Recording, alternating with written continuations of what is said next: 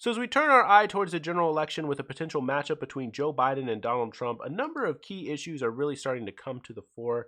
You can see here a new article out from the New York Times talking about how Joe Biden's polling lead versus Donald Trump is not as solid as it may initially seem. You can see here on this nice, easy to read chart here, the United States overall, the polling average, Joe Biden is significantly ahead with 6.2 points. And then as you look at the battleground states, as you might expect, it becomes significantly more competitive with a major drop-off rate. But the thing to really look out here for is Wisconsin and Pennsylvania, two major swing states, at least last time around.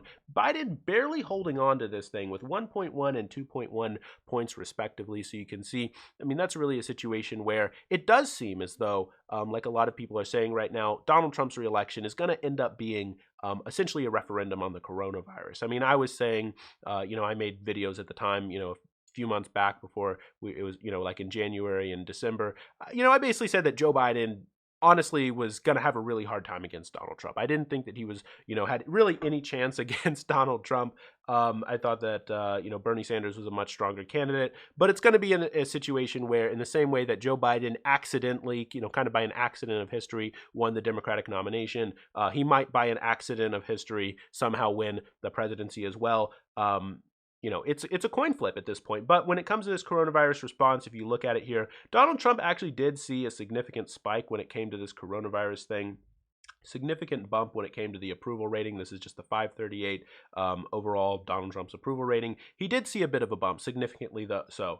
But in recent weeks, I'd say the past week and a half, the polls have begun to turn on Donald Trump. We're going to have to see if that's a long-term thing or if that's just a short-term thing. Does this mean that voters are getting completely fed up with, the unemployment numbers completely spiking? Are voters getting fed up with the sort of quarantine, the sort of lockdown, and a lot of voters are starting to think, you know what, I don't support this thing. It's time to get moving on.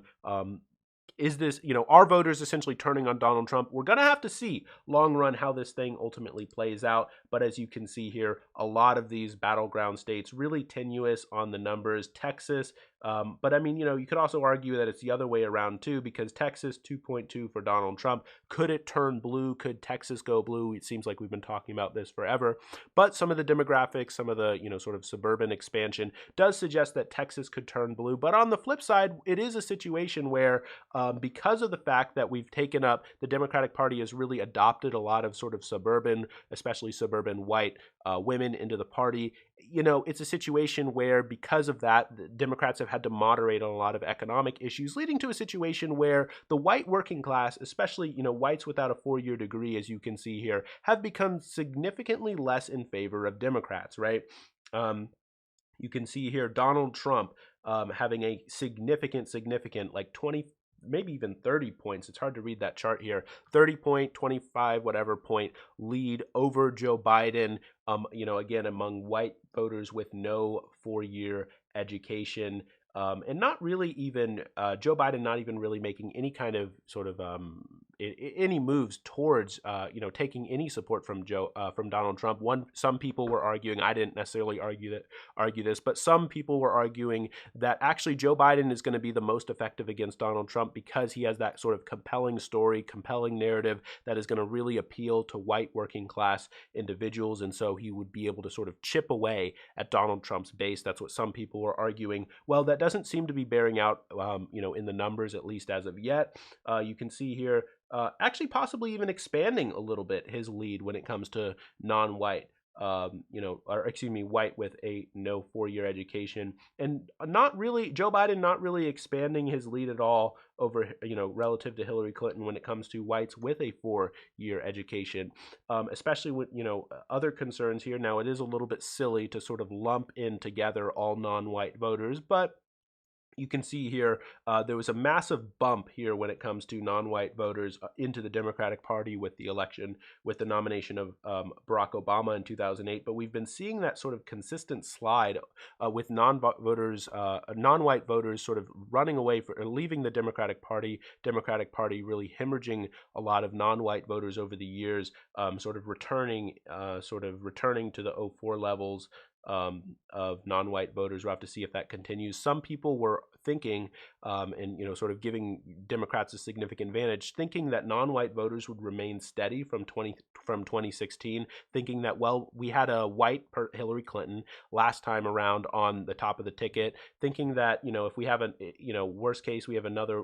Those people argued that if we have another white person on the ticket in 2020, then we're not going to lose any other non-white voters, and so those numbers will remain steady. That isn't what we're seeing. We're still seeing non-white voters leaving the Democratic Party, so it's going to be a tricky situation for Democrats where they really have to thread the needle. But going back to this issue of suburban voters, I've talked about it on this channel a few times. One of the things that I don't like at all is how the Democratic Party really ran headfirst trying to go into the Wall Street crowd, going into the suburban white voters, at the expense of the working class, really at the expense of, many of these people who, you need to push for, right? Because what ended up happening is they ended up moderating on a lot of economic policies and, not really able to push for the policies that they need, right? I mean, we're looking at a situation now where, you look at Josh Hawley, and he's a Republican, and he's pushed for possibly not the most, but one of the most progressive policies when it comes to dealing with this coronavirus thing, saying that, look, we just pay 80% of everyone's paycheck through a sort of tax. I think it's through a tax rebate thing. Essentially, we're going to basically back pay everyone's paycheck. Right? That's basically the best policy, specific sort of outline policy that we've seen coming out of at least the House. I'm not sure that AOC has has a plan that specific or as specific as Josh Hawley's. So I think Josh Hawley does have the best plan coming out of the House so far, but he's a Republican. And by the way, I just want to point out something here. Claire McCaskill is the sort of Democrat who lost her seat to Josh Hawley, but Claire McCaskill has always been out lecturing specifically Bernie Sanders, saying that Bernie Sanders doesn't know how to win in red states, that you have to be more to the center, you have to be more of a moderate. How is it the case then that Josh Hawley is more to the left, at least economically, than Claire McCaskill? I don't know, right? I mean, yes, Josh Hawley is more socially conservative, but he is significantly more to the left economically. And, this is something that I've even seen in my home state of Virginia, right? So Virginia recently won.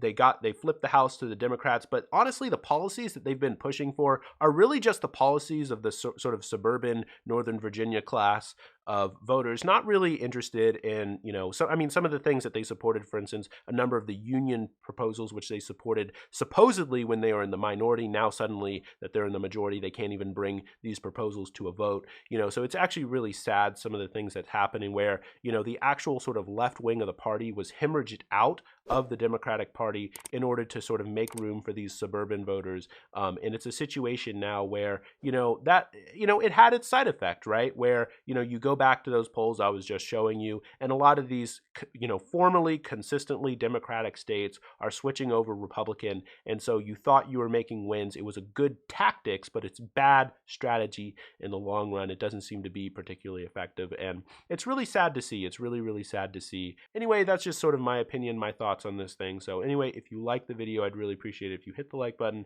and consider subscribing. Thanks.